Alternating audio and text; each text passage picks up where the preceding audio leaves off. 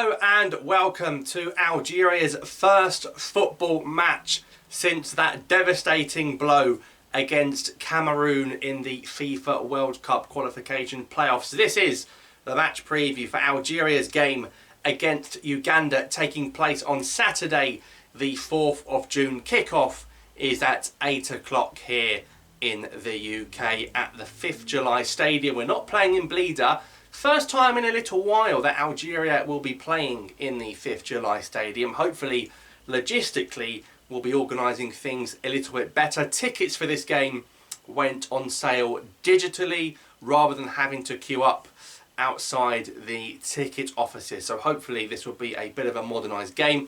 Of course, the 5th July Stadium is a much bigger pitch than the ground in Blida, hence why Algeria always like to play in Blida, but we've now lost that sort of golden unbeaten record at Blida, having lost to Cameroon there in our last fixture. So back to the 5th July we go. It was going to be in Oran for quite some time, but due to the Mediterranean Games, this game had to be moved back to Algiers. And here we are. It's the AFCON 2023 qualification campaign. Usually, in the past few years, would have been like, this is going to be a very easy game.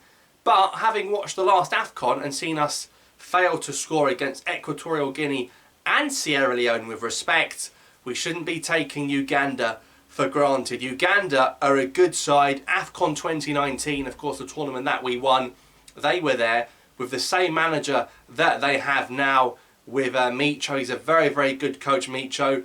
But I do think Uganda have been weakened a little bit because I think their best player was for a while Denis Onyango in goal, and for me he was one of the best goalkeepers in Africa. Still is at club level, you know, playing in South Africa at the moment, but since he's retired from the Ugandan national team, I do think it's probably a little bit easier to score against them. But Uganda do have some good attacking outlets in the form of Okwi and Mia, two players that had a very good AFCON 2019 campaign, and of course now they're a lot more experienced. They missed out on the previous AFCON. They'll be looking to make up for that in 2023. So actually could see both these sides actually making it out of this group and qualifying for AFCON in Ivory Coast next summer. But if we can deal with Okwi, if we can deal with Mia, then I think we can deal with Uganda. And I think those are the two main threats. I'll be very surprised if Micho doesn't put both of those up top against our defence. And of course they do have pace in their team, which is something that our defence lacks, or something our whole team lacks quite considerably. But let's look at the Algerian team. What can we expect? How can we expect to line up? Well, of course, the game's taking place in the evening. The temperature is going to be a nice temperature for us. It's not going to be too hot like when we have to go and play in Tanzania in a few days' time. So it should suit the players. And there are many new players in this squad. Algeria, of course, without Riyad Mahrez in their team, the captain. The last time we didn't have Mahrez in our team, we actually beat Ghana 3-0. So it'll be interesting to see a bit of a glimpse of what Algeria will look like once Riyad Mahrez does retire. This is sort of a glimpse into the future, perhaps. Of course, no Saïd Benrahma either, and Andy Delors hasn't come back yet. So it's a bit of a makeshift squad, but we still need to get the job done. It's probably the easiest game of the games in its international break. Tanzania away is going to be harder because it's away. And of course, it looks like we're going to go to Iran and play them in Qatar as well. I'm sure Belmadi will be testing a lot of players in that game. And this game's a very simple task. Algeria must collect 3 points in this game, or alarm bells are going to be massively ringing. And that's no disrespect to the Ugandans, because I do like Uganda a lot. And I remember the AFCON 2019, they did very well in that group to come out of it. They gave Senegal a great game. This is a good side. This is a good team. And the hardest goal for Algeria to score will be the first goal, because I think once you get the first goal, it's a lot easier. Uganda might want to come and play to it. I know Micho has got a very sort of attacking attitude, but I think that I look at what he did when he was managing Zambia. It's just a little bit too little, too late. Of course, they didn't go to the AFCON in the end. If he can get that campaign from the beginning of Uganda, they're going to have a great chance. Of course, for Uganda, this is their toughest game on paper. Algeria, I think Belmadi has to ditch that 5 at the back system. It worked brilliantly away from home, but playing at home, I think it's not necessary. It's just there's no point playing 5 at the back at home. It's just there's no point. You've got these fans come and see the team. They don't want to see defensive football. Algeria should have a mentality where they can beat anyone at home. We haven't got the greatest record in the 5th July Stadium, but this is a good opportunity to take that. For me personally, I would start Anthony Mandrea in goal and give him a competitive debut. It's literally his first time in Algeria ever. He did arrive to the squad late. Majardal was training until Mandrea arrived, but I've got a feeling Raisen Bolhi is still going to play in goal. The goalkeeping position is not one you want to keep moving around. It's not like a squad rotation. This is the guy you need in goal every game. But I think Mandrea is in a position to take that #1 shirt. So I'd start Mandrea, but I think Jamal Belmadi is going to put Raisen Bolhi in goal.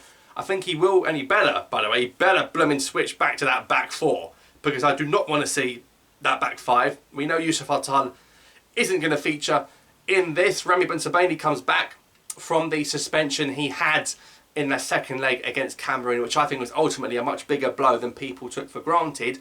So Remy Bensebaini probably still going to start ahead of Yanis Hamash at left back. Issa Mandy, who do you put alongside Mandy? Because Ben Lamry's not here.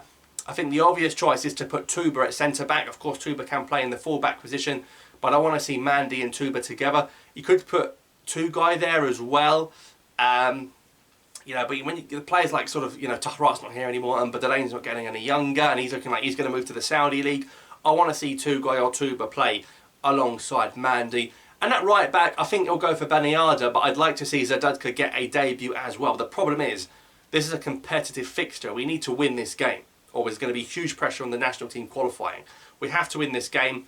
Baniada will probably start because he trusts him, although he did make a bit of an error when Tokwe Kambi scored against us last time out. But I'd like to see Zadudka make his debut as well. I think he'll go 3 in midfield. I think the 2 in midfield for sure. Surely it's going to be Benassa, Zarouki and one other. Won't be Faguli, won't be Gudiora. So there's sort of a few midfielders he can pick to partner with Benassa and Zarouki. He can put Badawi in there. He can put Zorogan in there. I think I'd like to see Zorogan play in there. He can put Kadri in there.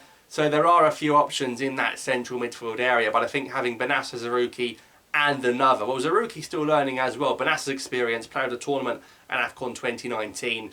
But we need to see more of Badawi with the national team. I could see him coming in and filling in the role in there. And then up front, we have got 4 centre forwards, which is pretty of a luxury, really, for Algeria, if you think about it in recent years.